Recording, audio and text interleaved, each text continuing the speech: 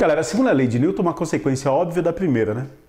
Se a primeira lei de Newton me fala que com força resultante zero a velocidade é constante, obviamente quando a força resultante não é zero, a velocidade tem que mudar. E você já sabe que mudança de velocidade é produzida por algo que a gente chama de aceleração. Lembra? Quanto mais rápido a velocidade mudar, maior é a aceleração do corpo. Então a segunda lei de Newton vai me dizer exatamente isso. Ó. Eu preciso de uma força resultante não nula quando eu quero acelerar o corpo, quando eu quero mudar a velocidade dele. Toma cuidado. Ó. Não precisa de força para que o corpo tenha velocidade. Porque se ele já estiver andando, ele vai continuar andando. Agora, precisa de força se eu quero que ele adquira velocidade. Se eu quero que a velocidade dele aumente. E também precisa de força se eu quero que ele perca a velocidade, se a velocidade dele diminua. E mais tarde a gente vai ver que precisa de força também para fazer curva. Mas por enquanto a gente vai deixar isso de lado. Ok? Então, para mudar a velocidade tem que ter força. Então, força causa uma aceleração. Aqui já vem uma dica importante. Ó. Se força causa aceleração, que força? A força total que atua sobre o corpo, a resultante. Né? A gente já viu, se um empurrar para a direita e outro para a esquerda, elas forem iguais, as forças se anulam e não tem aceleração nenhuma. Quer dizer, ó, tem que alguém ganhar, tem que ter uma resultante não nula para que a velocidade do corpo mude.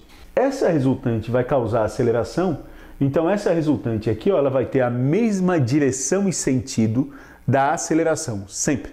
Por exemplo, a gente vai falar mais tarde de peso, que é a força da gravidade, ela puxa o objeto para baixo, então ela causa uma aceleração para baixo. Se eu empurrar um objeto para a direita, eu vou causar nele uma aceleração para a direita.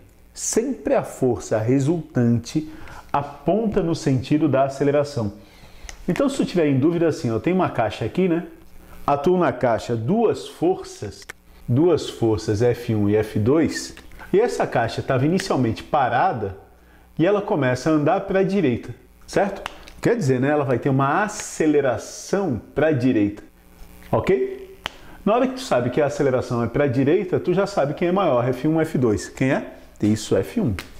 F1 tem que ganhar, porque se a aceleração é para a direita, isso significa que a força resultante no corpo também é para a direita. Então essa primeira dica aqui, ó, parece simples, mas ela é muito importante.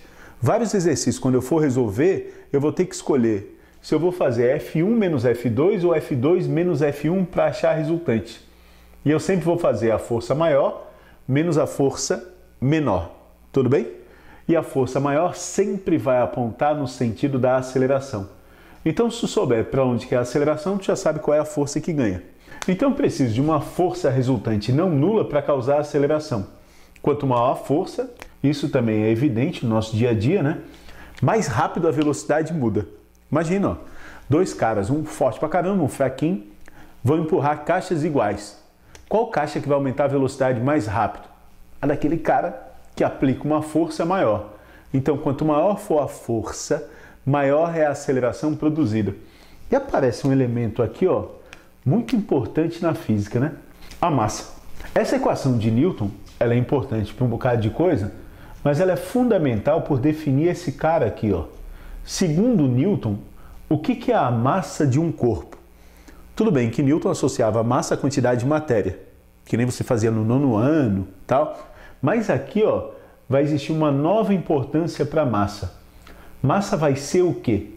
Massa vai ser a característica do corpo, ou a coisa que o corpo possui, que resiste a uma variação de velocidade. É isso.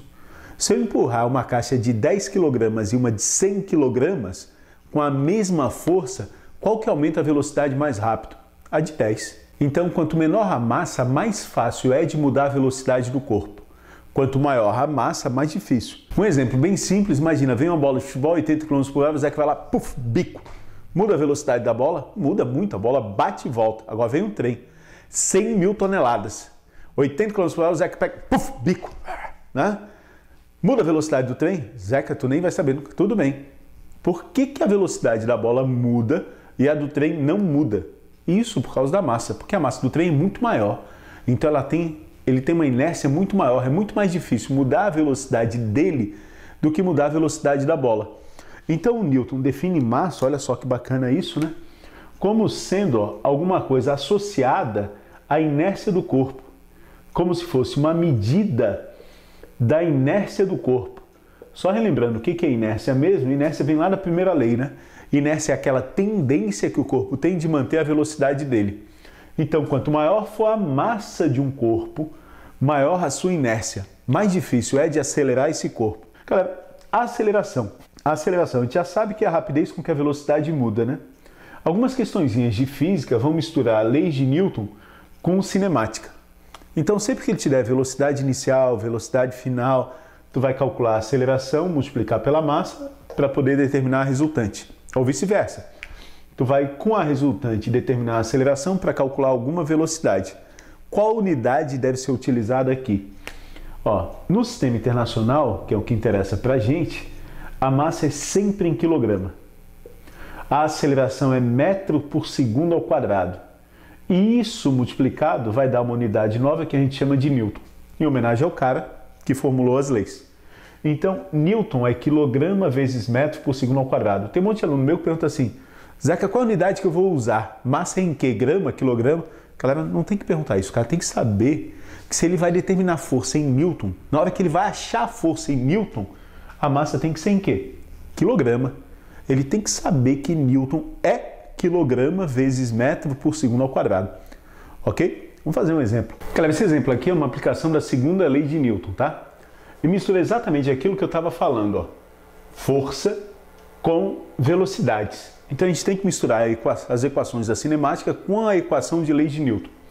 No esquema abaixo, o corpo se movimenta para a direita, partindo do repouso. Vamos escrever isso, ó. Velocidade inicial vale zero. Após 10 segundos, então depois de passar um intervalo de tempo de 10 segundos, se está acostumado a usar ΔT, pode botar ΔT aqui, a velocidade desse corpo chega a 100 metros por segundo.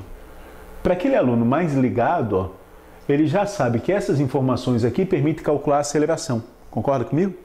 Porque existe uma formulazinha lá da aceleração, que é ΔV sobre ΔT, ou só T. Tudo bem? Então, essas três informações aqui, ó, já me permite calcular a aceleração. Já vamos calcular.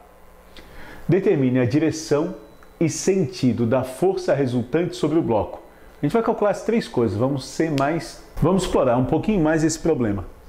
Bom, se ele fala que esse corpo vai para a direita, partindo do repouso, é porque a aceleração dele é para a direita.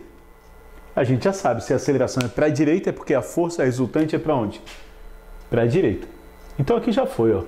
A direção dessa força é horizontal, certo? Direção é inclinação, né? E o sentido é para a direita. A gente vai descobrir também, ó, quanto que é o valor dessa força aqui. Eu quero saber o módulo dela. Vamos fazer um pouquinho mais. O módulo dessa força. Ó, a gente sabe pela segunda lei de Newton que força resultante pode ser calculada dessa forma aqui, massa vezes aceleração. Lembra, tem duas possibilidades de achar a força resultante. Ou eu descubro todas as forças que atuam no corpo e somo vetorialmente, o que não é o caso, porque ele não fala isso para mim. Ou eu aplico direto a segunda lei de Newton, mas aí eu preciso de quê? Da aceleração. Por isso que se ligar disso daqui, ó, é importante. Que com essas três informações eu já descubro o quê? A aceleração. A aceleração aqui vai ser simples de calcular, né? ΔV vai ser quanto? Velocidade final, que é 100, menos inicial, que é 0, dá 100. ΔT, quanto tempo passou? 10 segundos. Essa aceleração aqui, ó, 10 metros por segundo ao quadrado. Beleza? Então a força resultante vai ser igual a massa 2, a aceleração 10, lembra, ó, quilograma, metro por segundo ao quadrado. Para isso tudo tem que estar em metro por segundo e em segundo, nada em quilômetro por hora. Isso vai dar 20 newtons.